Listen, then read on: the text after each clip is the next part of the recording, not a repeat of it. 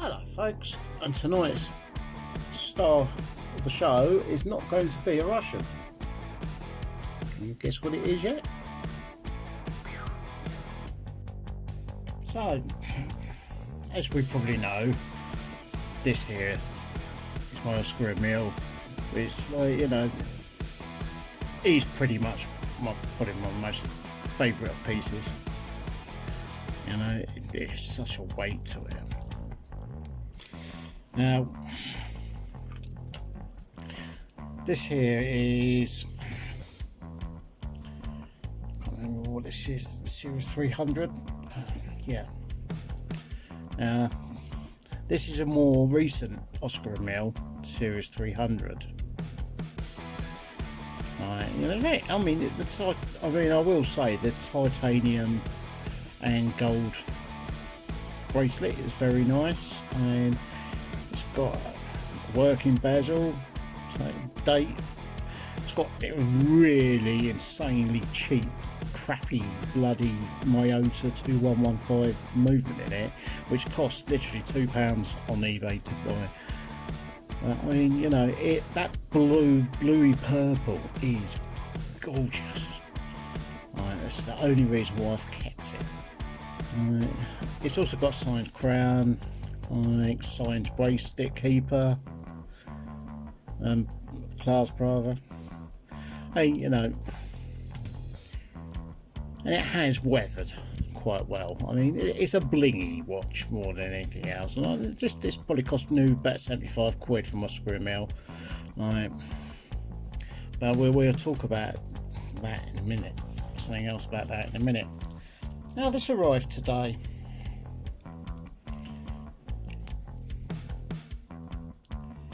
This is the Series 800. Now,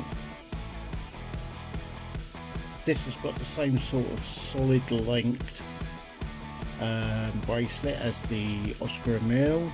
It's almost like, you know, it's got a solid bezel. It's one direction, firm click. Don't know how many clicks it is. The loom on it is unbelievable. Like, all three of them have very good loom. And apparently this is something called, they call it tritium based loom. I mean, you know, I don't know if that's the same movement in there. You can see it's already looming up already there. There's the 300. You know, I mean, at the end of the day, like, it does keep very, very good time. All these Miyota 2115s are very good for time, so that's what seconders use. You know, so I think that's. I mean, it's got like it's got a signed keeper as opposed to a signed clasp. It is solid stainless steel, and it does look like to be a good quality stainless steel as well. I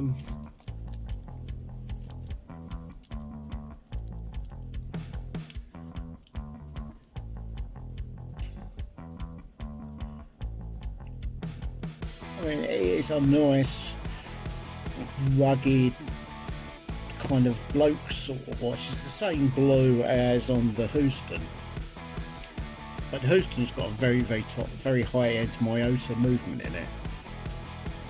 And you'll see, look, as you can see, like, the hands not moving around. There it goes. It's a high hand, slow tick, right? Where the the seconds are perpetually done on the bottom dial there. That's the minutes, that's 24-hour time. You know, this look at this. I mean, look how thick that is. That is really, really, like, you know, the links on this are as thick as the links on this. Now, the only flaw in the ointment on this one, right, if you look up Claude Valentini watches, what you'll be presented with is one of these, the bracelet, the bezel, everything the same except the keeper on the clasp, right?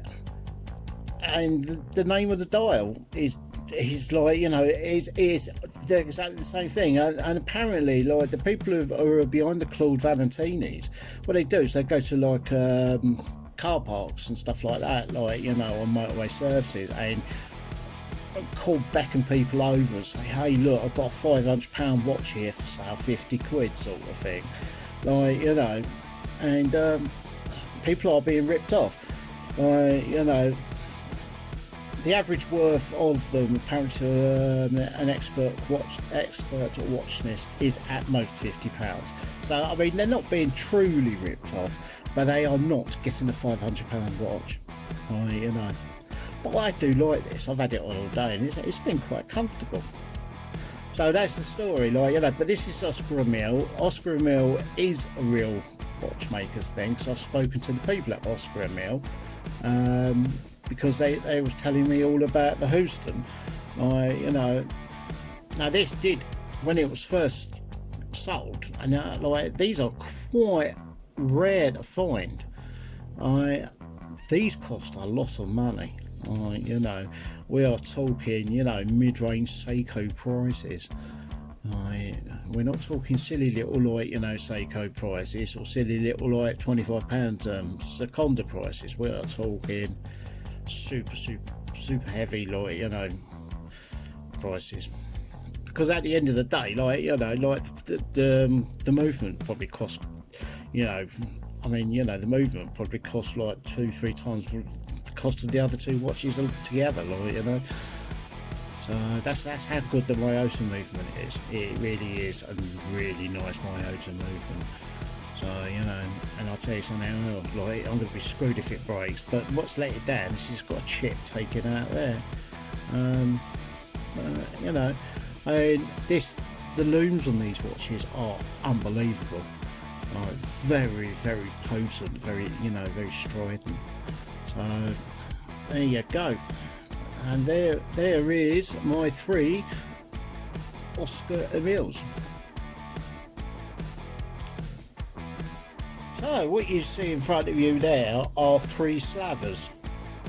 Now, I bought these as a job lot, 3 Slavas, like quartz Slavas. Slava quartz are quite desirable. That's a quartz. That's a very nice quartz. Look at that kind of like metallic medium blue with the red details. That is actually very nice. That's a quartz. Both 3056A quartz movements. And this is supposed to be a quartz. It's not. That's got a 2628 manual movement in. Now the good thing is that the glass is good on this. I can clean that glass up. The case is good on this. And I've got a new movement for this in one of my boxes. So this one, I mean, I've not seen. That's almost like the East German Army like logo there, like, you know. But I mean, you know, I'm quite happy with that. I've got the movement for that. So I push it a bloody focus though. Stupid bastard. Oh dear, sorry, you know, it's this phone, like, it doesn't like watches. So on top of that, I had I bought these. I bought 2 of these off of eBay, which, like, because I spotted this design I bought from another seller, and put it on my stadium. And I think that looks very tasty. It does. I will show you. I will take off my Oskar Emil, even though it's like, you know, Oskar like Con Emil. Right.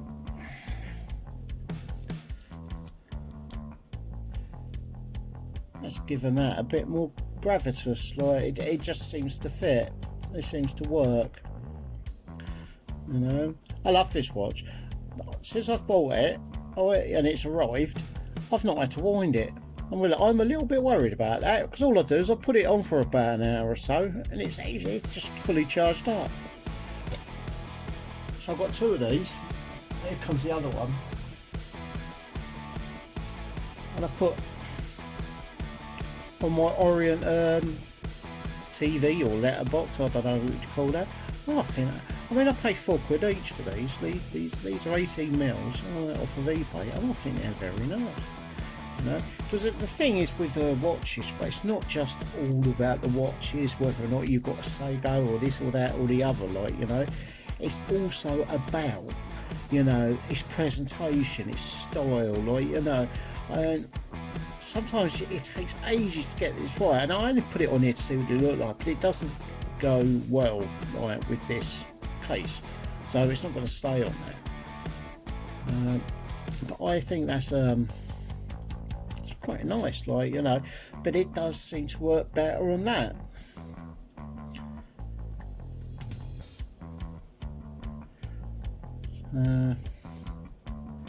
There you go. I think we'll finish it up there and go to the up view. So there's a bit more of a view. I mean, it's not a bad looking watch. It really is. I mean, you know, I mean, look, I paid with delivery. I paid about £7 for it. Right, you know, you go and buy a watch like that for £7. You know, I mean, I paid a few pounds for that. What should I call it? Like, which is up the wrong way around. Oh, no, it's not. It was the right way around. Right, a few quid for that. I mean, look at that. That's titanium and gold looking paint. Which has, I mean, it's well, I paid £5 for that. I know that's that. I mean, you know. Well, you know, I was used to crappy digital watches and, like, you know, wrote the old secondas up to that point, like, you know, but that, I mean, you know, that is, you know, I could put all, you know, I could put a couple of heavy Soviets in my hand, it wouldn't be as heavy as that. I mean, look at that. I am going to polish this. What I'm going to do is I'm going to master the crystal off, and I am going to get the green bar soap out, right, you know, and I am going to make this bling. Right, you know, I love that, and I mean, it really does have amazing lume. All of the Oskar Emils do. So there you go. Still ain't been killed off yet by COVID, like, you know. I mean, it's been much of a muchness. Like, cats have been a bit uppity at the moment, but I'm just not really not up to much, really. Me and Sean are going to clean the Reliant up tomorrow, the inside of it.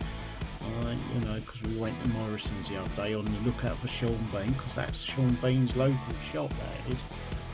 You know, Wincanton Morrison's. If you want to meet Sean Bean, you just have to go in there every day for a year, and you might just meet him. You know, so somebody local, somebody famous. Oh, I've lost my train of thought there. You know, the heat, the wet. I mean, I was fine today, right? And then the heat in the afternoon, right? You know, and I'm like. Right, what it is, right, I'm on something called amlodipine or lopidine or whatever you call it, right?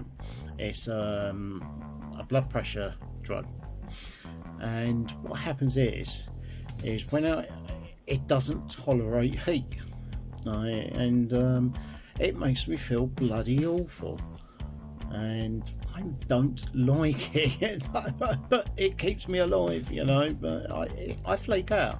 You know, that's all I can do, because I feel like I'm passing out.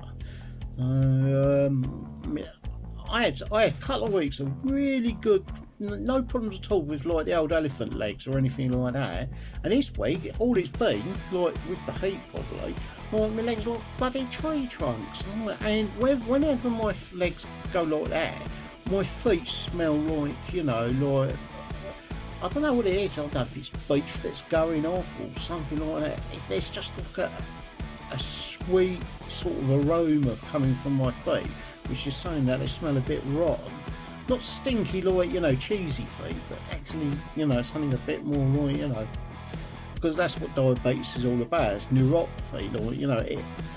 I reckon what happens is it like cuts the blood circulation even more off to my feet, and it just, like, you know, it starts decaying a little bit. and it's very strong sometimes, like, you know. So it's a good job I am on my own, because like, can you imagine a missus putting up with that? Like, she's gonna go, oh, what's that smell? Oh, I'm off, like, you know. And I'll say, yeah, so am I.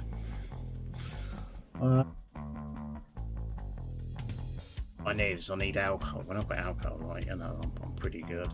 I might even edit that one out, actually. You know, I mean, I used to watch Mike Reed and all of them, Jimmy Jones, like, you know, and I didn't like Chubby Brown, like, I mean, I liked Mike Reed. I thought Mike Reed was the best. Jim Davison, well, he's just a twat, like, you know, even though he is a South Londoner, like, you know, I don't really care about him very much, like, you know.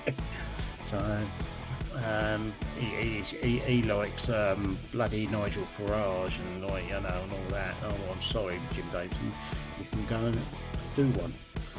So I'm going to give you all a good shout. All right, hello, all right, and don't, like, you know, all this COVID stuff. I mean, people are like, they said, oh, we're relaxing the stuff, and people have just gone, like, you know, pie, like, you know, and stuff like that, like, you know, great, like, you know, police are like steaming into, like, you know, in that Holston, like, you know, 500 kids having a right old rave up, like, you know, you know, like, it's quite funny because this George Floyd thing from America has started over here, and people are getting quite uppity towards the old bill, and it could go either way, because people are pissed off with the COVID thing. They're pissed off with being lied to and stuff like that. Dominic Cummings, like, here, how about this for a laugh, right? Dominic Cummings, right?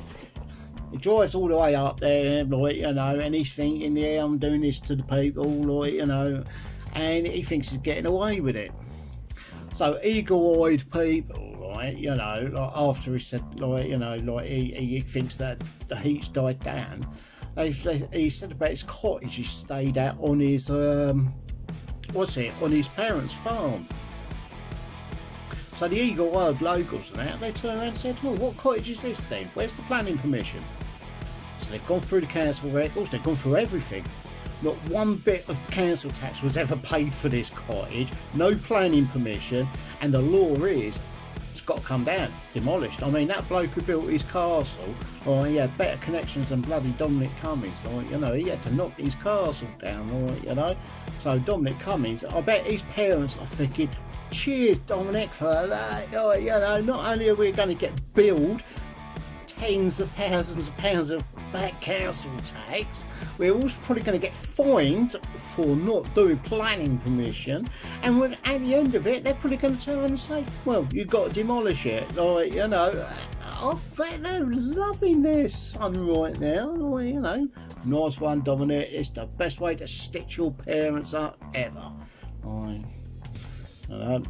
I wish I'd thought of that one with my father, like, you know, because he stitched me up, but that's another story.